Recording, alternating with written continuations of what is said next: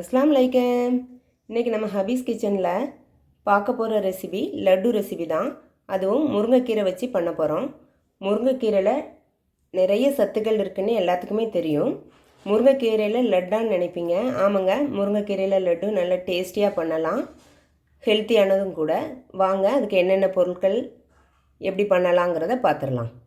2 கைப்பிடி முருங்கைக்கீரை எடுத்து நல்லா க்ளீன் பண்ணி கழுவி நிழலில் போட்டு காய வச்சு, ஈரம்லாம் காயிற வரைக்கும் துணியில் போட்டு உணர வச்சு எடுத்திருக்கேன். வெள்ளையல் 2 ஸ்பூன் எடுத்திருக்கேன். 5 ஏலக்காவும் ஒரு துண்டு சுக்கும் எடுத்திருக்கேன். தேவைக்கு நெய் சேர்த்துக்கலான்னு நெய் எடுத்து வச்சுருக்கேன். இன்றைக்கி நான் நாட்டு சக்கரை சேர்த்து தான் பண்ண போகிறேன். இதில் வெல்லம், அச்சு வெல்லம் எதுனாலும் சேர்த்துக்கலாம். மக்கானா எடுத்து வச்சுருக்கேன். தாமரை விதைகள், அப்புறம் வேர்க்கடலை, பச்சை வேர்க்கடலை தான் எடுத்திருக்கேன்.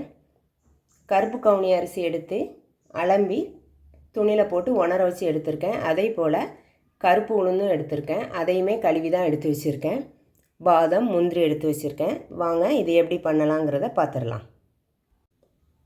ஸ்டவ் ஆன் பண்ணி ஒரு பேன் வச்சுருக்கேன்.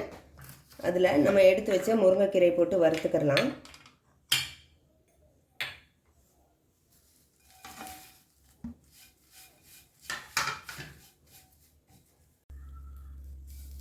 கீரை வறுக்கும்போது ஸ்டவ்வை ஸ்லோ ஃபயரில் வச்சு தான் வறுக்கணும். அப்படி இல்லைன்னா கீரை கரிஞ்சிடும். பச்சை வாடை போகிற வரைக்கும், கீரை நல்ல மொறுமொறுப்பாக வர்ற வரைக்கும் வறுத்துக்கிறணும். கீரை பொரியல், கீரை கூட்டெலாம் வச்சு கொடுத்தோன்னா பசங்க சாப்பிட மாட்டாங்க. இதே மாதிரி லட்டு அப்படி இல்லைன்னா ஹல்வா இப்படி ஏதாவது நல்லா ஸ்வீட்டாக பண்ணி கொடுக்கும்போது குழந்தைங்க விரும்பி சாப்பிடுவாங்க. கீரை நல்லா சலசலண்டு பொரிஞ்சிருச்சு. கையில் எடுத்து பார்க்கும்போது இப்படி நொறுங்கணும். இதை ஒரு பிளேட்டுக்கு மாற்றி ஆற வச்சிடலாம்.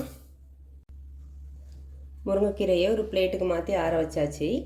இப்போ எடுத்து வச்ச வேர்க்கடலை, பச்சை வேர்க்கடலை தான், இதை வறுத்துக்குருவோம். கடலையோடு சேர்த்து எடுத்து வச்ச உளுந்தையும் சேர்த்து வறுத்துருவோம். உங்கள்கிட்ட வறுத்த வேர்க்கடலை இருந்தால் லைட்டாக சூடு பண்ணிவிட்டு இதோட சேர்த்துக்கிறேங்க. இது பச்சை வேர்க்கடலைங்க போய் நான் நல்லா வறுத்துருக்கேன். உளுந்தும் வறுபட்டதுக்கப்புறம் நம்ம எடுத்து வச்ச பாதத்தை சேர்த்துக்கலாம்.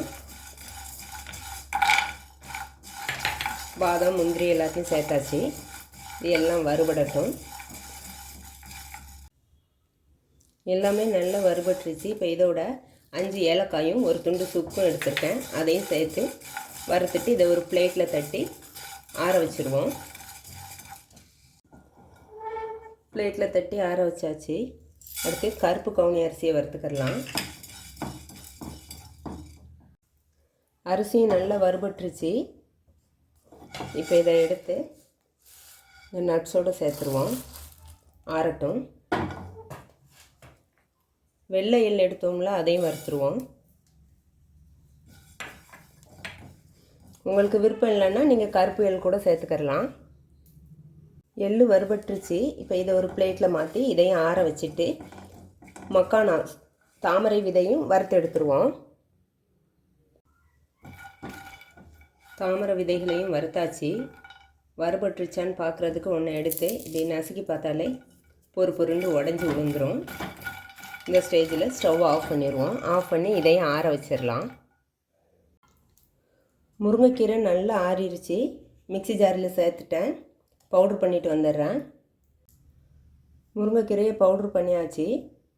ஒரு அலசல் வச்சு இதை கொட்டி அழுக்கி எடுத்துக்கிறலாம். அழுக்கி எடுத்தாச்சு. கொஞ்சமாக துகள் வந்திருக்கு, அதை தூர போட்டுற வேண்டாம். அதை திரும்ப மிக்ஸி ஜாரில் சேர்த்துட்டு நம்ம வறுத்து ஆற வச்ச பொருட்களெல்லாம் அதிலேயே சேர்த்துருவோம்.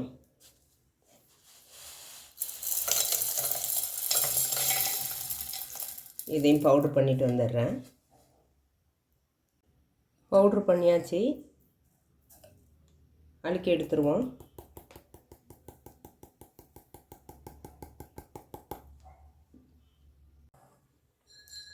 அழுக்கி எடுத்தாச்சு. இது கூடவே வெள்ளை எள்ளு, வறுத்து வச்ச வெள்ளை எள்ளு சேர்த்துக்கிறேன். தாமரை விதைகள் பவுட்ரு பண்ணிவிட்டு வந்துடுறேன். பவுட்ரு பண்ணியாச்சு. இப்போ இது கூட எடுத்து வச்ச நாட்டு சர்க்கரை சேர்த்துக்கிறேன். இதையும் ஒரு சுற்று அரைச்சிட்டு வந்துடுவோம். பவுட்ரு பண்ணதை இதில் சேர்த்து நல்லா பெரவி விட்டுறலாம். கையை விட்டு நல்லா பெரவிடுறேன். கையை வச்சு நல்லா பெரவிட்டேன். இதில் நெய் சேர்த்துக்கிறேன். தேவையான அளவு நெய் சேர்த்து நல்லா பெரவிட்டு லட்டு பிடிச்சிடலாம். ஒரு ஓரத்தில் தான் நான் நெய் ஊற்றிருக்கேன். கொஞ்சம் கொஞ்சமாக அப்படி பிசைஞ்சிக்கிடுவோன்னு நல்லா பிசைஞ்சு எடுத்துருவோம்.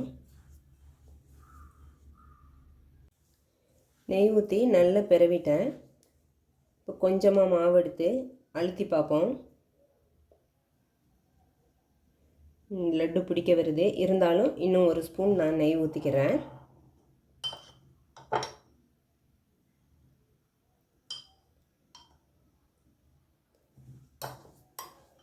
நல்லா மிக்ஸ் பண்ணிவிட்டு லட்டு உருட்டிடலாம்.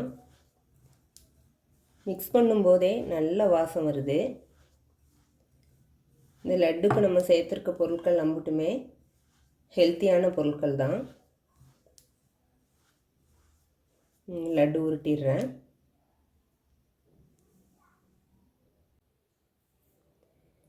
எல்லா மாவுலையும் லட்டு உருட்டியாச்சு. நான் இன்றைக்கி மீடியம் சைஸில் தான் லட்டு உருட்டி எடுத்திருக்கேன். இந்த ஹெல்த்தியான லட்டை 10 நாள் வரைக்கும் வெளியில் வச்சு சாப்பிடலாம். கெட்டே போகாது. ஏன்னா எல்லா பொருட்களுமே வறுத்து தான் சேர்த்துருக்கோம். எதுவுமே தண்ணி படக்கூடிய பொருள் சேர்க்கலை. அதனால் வெளியில் வச்சா 10 நாள் வரைக்கும் கெட்டு போகாமையே இருக்கும். 1 மாதம் வரைக்கும் வச்சு சாப்பிடணுன்னா ஃப்ரிட்ஜில் வச்சு சாப்பிட்டேன்னா 1 மாதம் வரைக்கும் கெட்டு போகாது. இந்த ஹெல்த்தியான லட்டை சின்ன பசங்கள்லேருந்து பெரியவங்க வரைக்கும் விரும்பி சாப்பிடுவாங்க. இந்த முருங்கைக்கீரை லட்டை நீங்களும் வீட்டில் ட்ரை பண்ணி பாருங்கள். பிடிச்சிருந்தால் லைக் பண்ணுங்கள், ஷேர் பண்ணுங்கள், சப்ஸ்கிரைப் பண்ணுங்கள். அஸ்ஸலாமு அலைக்கும்.